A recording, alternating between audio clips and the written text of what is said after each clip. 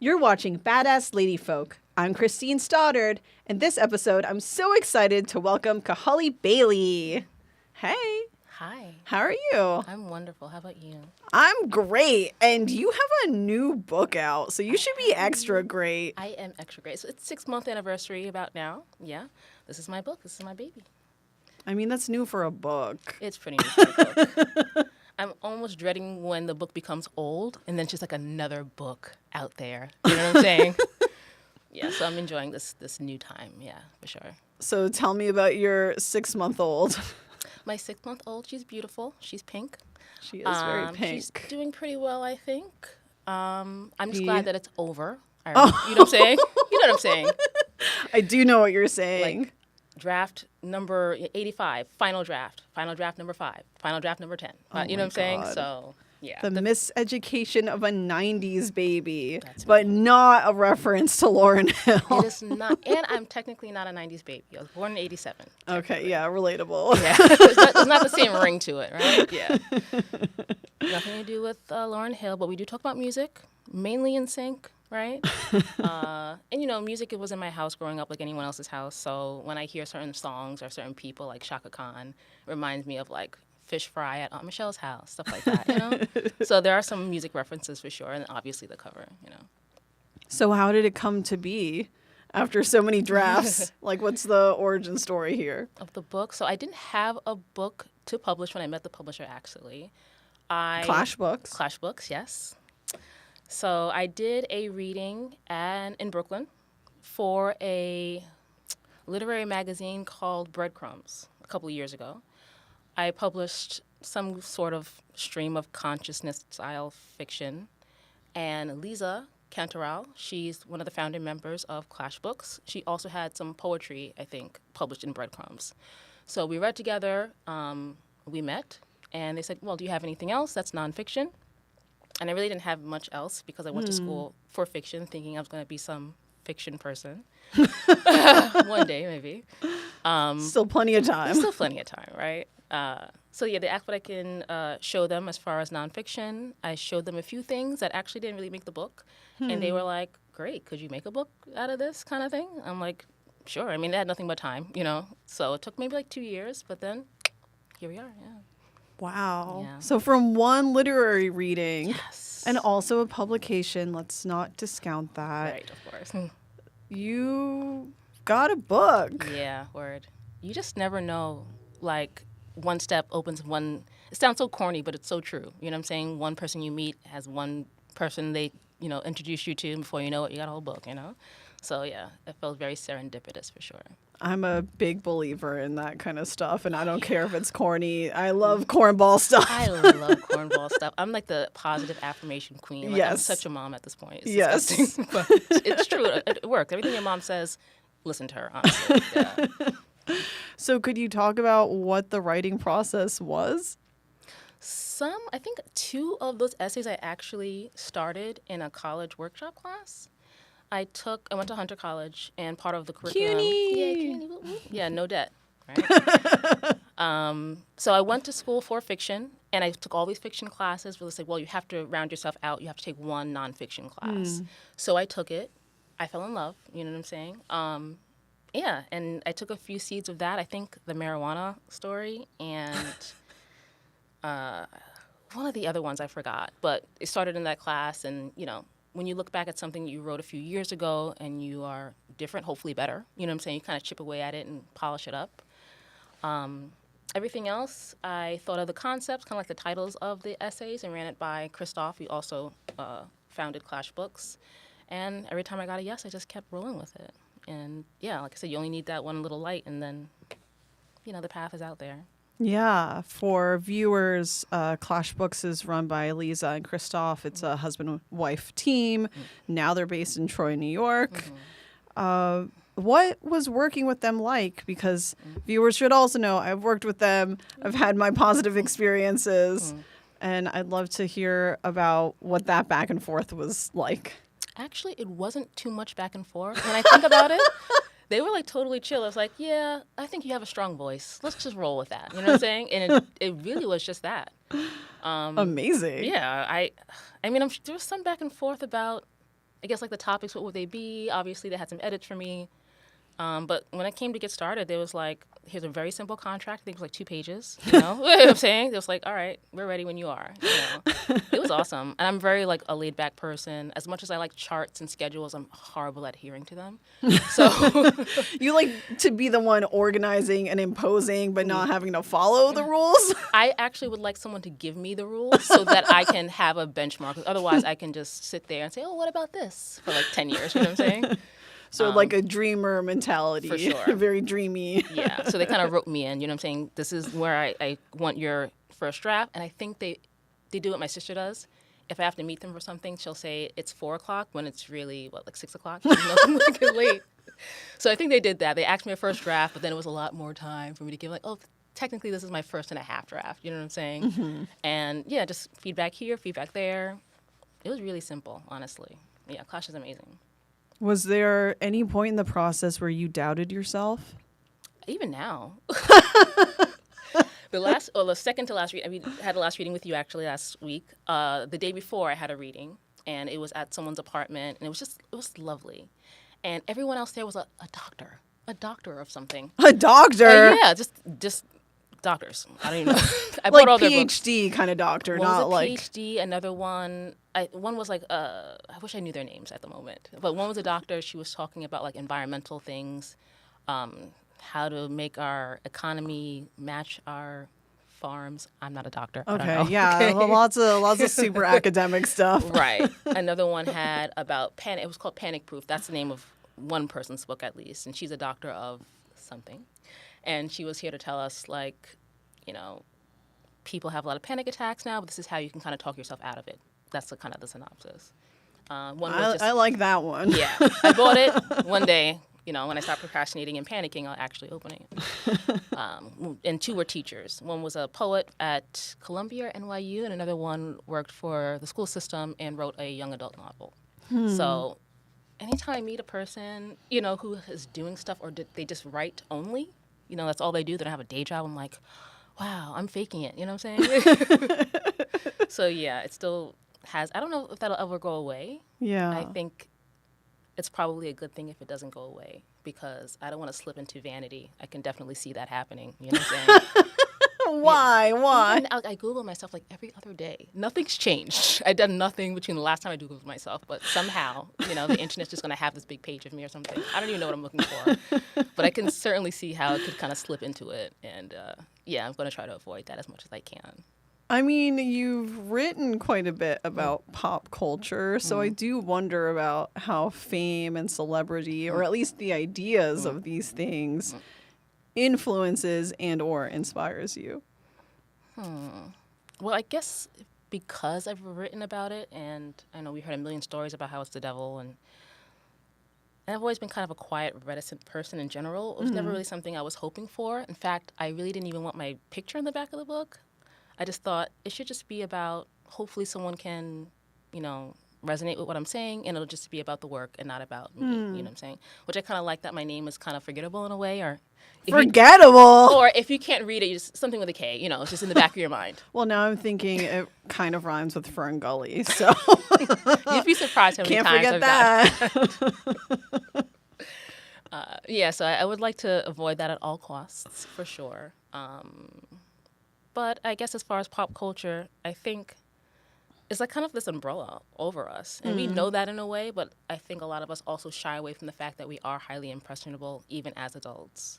So I think it's interesting that we have this thing that we know it's influencing us many times for the worse, and we just keep consuming it. And I'll never stop, you know what I'm saying? It just is what it is. You know? I think knowing that it could harm you is most of the battle, if you're not going to go hard and give it all away, because it is what it is at this point, you know. Do any of your professors at Hunter know that you've published a book? I sent it to 2 of them. I sent the ARCs to 2 of them, the advanced reader copies. Did I get a response? Of course not. No! So I sent it to 2. One was a fiction professor that I took his class, or 2 different classes of his twice. I don't think he remembers me, but he gave me a really great feedback on this fiction piece, which is the only piece of fiction I actually have published now. So he stood out to me, and I sent it to him. I'm not sure if this is really his, I'm not sure if they're like the target audience for this Okay, book. okay. And the other one I sent to Professor Greenberg. She did the nonfiction class that I thought I wasn't going to like, but then I ended up putting some of that in this book. So hopefully she gets to it one day. That'd be nice. Oh. But yeah, I'm not sure if they know. So who do you hope is the audience for this book? I think women my age. I would like people to, I do like when I get like DMs from people that I don't know that it's like, oh my God, I was totally feeling the same way about my tits or whatever it was, about NSYNC or religion, whatever it was. That means a lot to me. And I think also, at least it was easy for me, and I gather from a lot of people I've spoken to, I had this feeling like everyone else's life was normal somehow, and mine was not, right? Right. I don't even know where we get that from pop culture, right? You watch a TV show, the sitcom's over in 30 minutes, you hit all the marks, you're done. So when you go through times when you're not hitting any of those beats, it kind of feels like, well, I'm standing alone. I'm the weirdest person in the whole world. You know what I'm saying? But when you put it down in a book and people say, you're not weird at all, I think about this all the time. Or Yeah. I've never maybe said it out loud or articulated it to somebody, but that's what I like, the kind of camaraderie of people of that era. What advice would you have to other women who might want to write a book of essays but are, for whatever reason, hesitant to do it? Well, to be corny again, just write, like they say, right? Yeah, yeah. Especially now. Before it was the 90s and you have like 5 publishers, like you're asked out essentially. But now you can pick up a Lisa and Christoph somewhere, you know what I'm saying? And they can hold your hand right through it. So definitely just do it. Don't be afraid of yourself. I think for me too, it's like when I want to write something, and I've heard other writers say this, you kind of feel it brewing even though you don't have the words for it. And it's not going to be an exact match. In fact, Lisa, she has a collection of poetry where she mentions that. Like, you're trying to pinpoint that feeling. You're probably closest you're going to get is 99%. Just get there. Get to 99, because if you wait for the 100, you're going to be waiting until you're 100 years old. You know what I'm saying? Ooh, if you get there. If you get there at all, right? For sure. Anything else? Yeah, you just never know. You just never know putting yourself out there, what that means, and who you're going to meet. And it's just worth a try, if only just to say that you tried and did it. Yeah. For sure. How would you say your experiences as a New Yorker, a Brooklynite, a Long Islander have influenced your writing? I always liked the city, even when I lived in Long Island, maybe especially when I lived in Long Island. So Longing, yearning. like, it's so boring here. Fuck, you know what I'm saying? Even as a kid, I just felt so restless looking at like the beautiful streets and the clouds and the beautiful grass. It's like nothing is happening, you know? So every time my parents lived in Brooklyn together. My parents split. Me and my sisters went to live with my dad in Long Island, and my mom stayed in the city. So the weekends were in the city, and we can just walk on the promenade and stop at a restaurant and do all these like city things, you know what I'm saying? So I guess having that dichotomy was always cool, because you can always come back to Long Island on a quiet Sunday and just enjoy the crickets, you know? But it's always nice, I guess, knowing that the city was there. If I wanted some excitement, somehow it's, you know, New York City is right there. So I guess I always had in my head that things can always be more, you know? But now that I'm an adult and I live in the city, when I think about having a private space to walk with like no shoes and not like properly dressed, like that's the dream. Like, you know, when you get older, you just know more, I guess. I still love it here in the city, but you know, it was nice kind of growing up in both ways for sure. Yeah. What sort of dreams do you have now? I mean, you just mentioned like daydreaming of the city as a kid. So how have some of those sort of daydreams evolved? I still daydream a lot. Mostly trying to fix things, I guess, in my head, like give myself a blueprint, like this is what's going to happen. Best case scenario, of course. But like I said, I still have like half of my mind in fiction, you know? So I'm always thinking about the strangest, weirdest, like the stranger the story, the more interested I am in it, you know? So, yeah, I just think of anything and everything, or I take something that I think could be weirder and try to make it weirder in my mind. But again, don't take my word for it. I got one thing published in fiction so far. So are you still writing, or are you taking a breather? Oh yeah, you can't take a breather. I think it's like an exercise. You got to keep it up. You know what I'm saying? Yeah. So I'm always writing. I'm always writing fiction and nonfiction. I'm one of those people who have like 50,000 notebooks with like half-written novels in there. You know, I find it in 5 years, like, oh, this is pretty good. I'm going to finish this one day, and just never get to it. You know? But yeah, I'm always writing. But I think it's also important to like take your time with some things. You know, sometimes I'm like, well, it could be done. It just needs another chapter, another page, or whatever it was. But if that page takes you a year to write, just let it take a year. Yeah. Because then you're going to regret it later when you read it and you go, oh, I just wrapped this up because I was bored or tired of it and I want it to be done. But do you want it to be done or do you want it to be done right? Whatever you consider is right. Yeah, you know? yeah. Is writing something that your family noticed about you from the time you were little? Is it something you came to when you were older? Is it something you've been doing, but it was more of a private thing? I would say it's something I came to when I was older. When I was younger, I wasn't sure what I wanted to do or be, right? Besides an astronaut. I'll keep you posted on that. Obviously. Obviously. But besides that, I thought, well, if it's not a creative endeavor, it just seems like a waste of time. I just didn't understand why someone would want to do something with their life that wasn't creative, you know? I didn't necessarily flock to writing necessarily. It was more like a decision in a way. I knew I wanted to do something creative. I don't have the chops or the balls to be like a musician or something, right? That takes a lot. And like I said, I'm kind of a quiet person. I like to ruminate about things. Reading is one of those things that you can read the same sentence over and over again and find something new in that sentence next year. And that's what I really like about it. So I figured, I think I might be able to do this. It's funny, my mom, who lives in Atlanta, she has all these boxes from when she moved to New York, and she found my first short story that I wrote for 5th grade. I didn't write it on my own accord. It was part of the curriculum. My teacher was like really heavy into creative writing. And she used to do the workshop, which is you stand in front of the class or on the stool, and you read the whole story, and you wait for critiques. And I thought, why would anybody want to do that? But people were doing it. Other kids with more bravery than I was doing it. And the teacher was like, I think this is really good. I think you should workshop this. And I'm like, absolutely fucking not. You know what I'm saying? Absolutely. I'd rather die. Like, there was no way I was going to do it. And she knew that. So, like, one of the last days of the workshop, she says, well, I'm going to read your story in front of the class. And I just put my head down. And I just tried while she read it? The entire time.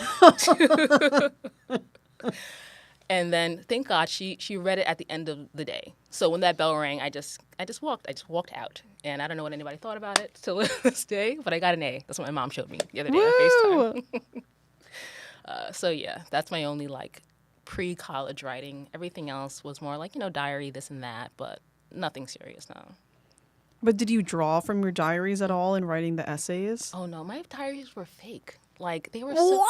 What do you mean? Because my mom, she would always like buy stuff. Like, this is the special purse you can keep your feminine products in because it's nice. This is the special diary. And look how embroidered it is. And it has the lock. And it's like a nice little trinket to bring your daughters. But because of watching TV and movies, I'm like, well, what are you supposed to write in your diary? You know, I have this kind of crush on a boy. I don't really think about him that much, but I gotta fill up these pages. You know what I'm saying? So it was BS. I was like, who was I trying to be? I guess some character on a TV. I don't even know. Yeah. But it really wasn't me. I knew it then. I know it now. If I look at like some of the sentences I wrote, they were like, where did you hear that? Like on Sabrina the Teenage Witch or something? I don't know.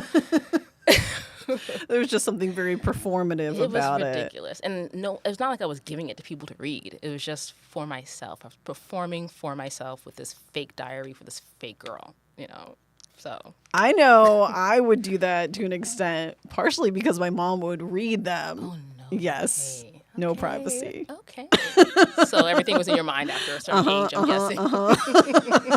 Your Bible study was great. The best. So where do you want to take your writing? What do you want to do next? I know that can be an anxiety-inducing question, so tackle that however you want. I don't even want to think about that. Okay. Because Good for you. like I said, I'm performing for fake people. You know what I'm Yeah, saying, in my yeah. mind. So if I were to say, like, I'm going to write something about this, and then I'm going to feel like I have to adhere to it, even if I realize 5 pages in, I'm not really interested in this.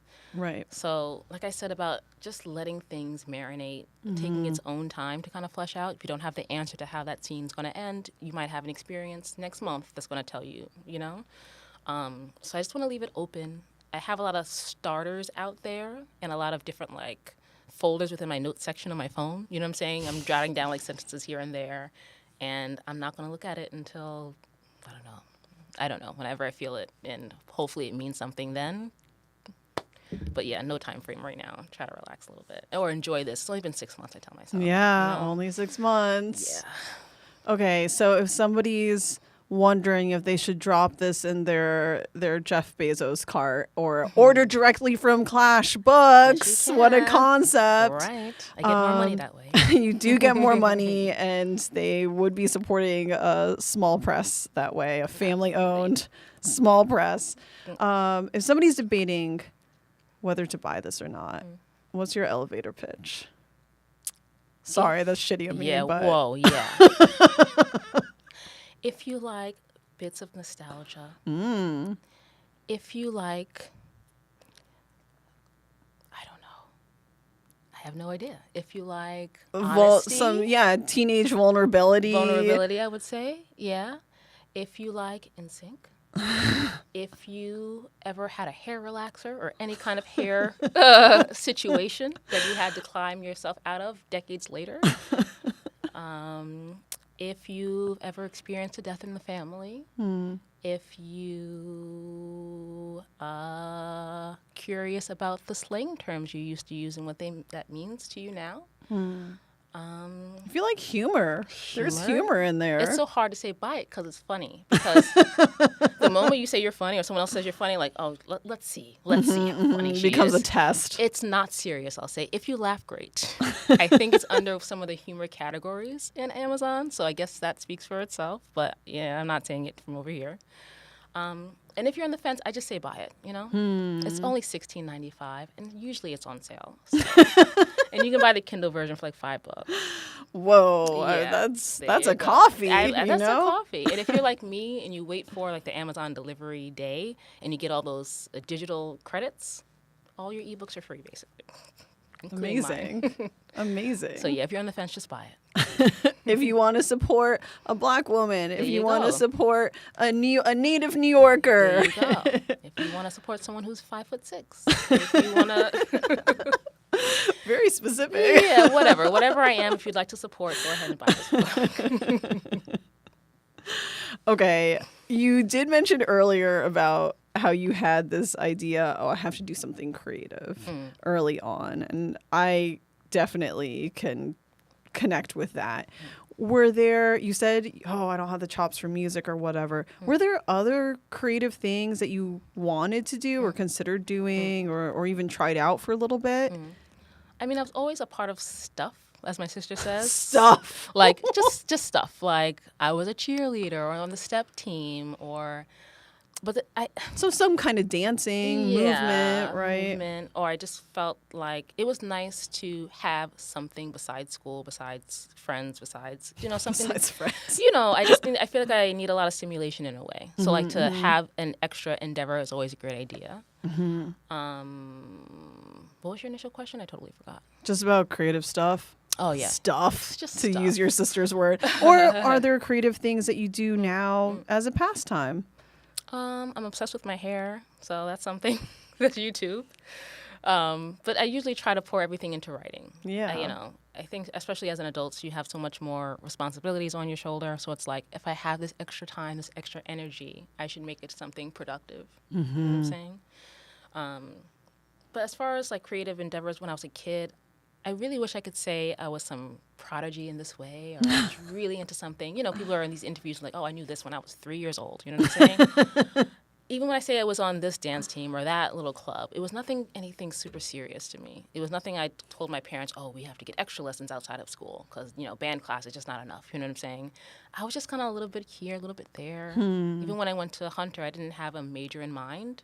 I just went to Hunter from the other colleges that I got accepted to because they had a wide range of majors.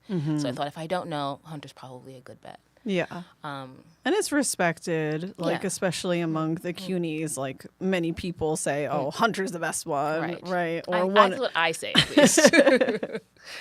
But yeah, I really didn't know. And I think that's okay. Because I feel like, especially with other like writers and stuff that I admire, they've been like, oh yeah, I used to put my stuffed animals in all my friends in the neighborhood, and they used to do all my plays, and I didn't have that experience. So it's okay to be like a normal kind of lazy kid, and like when you're an adult and you realize, oh, I didn't do anything, I can write a book. But all those life experiences you had that weren't writing shaped you, right? You can write about something besides reading, because we all know those writers who just want to talk about how smart they are, how educated, they read this and that, and like, okay, but that doesn't feel real. If I was that smart and that educated, that's all I would talk about, honestly. But since I'm not, that's all I have. All right, that's almost all the time that we have. But was there anything you wanted to add really quickly? Buy my book. Buy all the Clash books, including Miss Stoddard's here. Yeah. Excellent. Heaven is a Photograph. Heaven is a Photograph. And that's all. Have a great day. Yay. Thank you so much. Thank you for having Dear me. viewers, you have been watching Badass Lady Folk. I'm your host, Christine Stoddard. Until next time. Bye.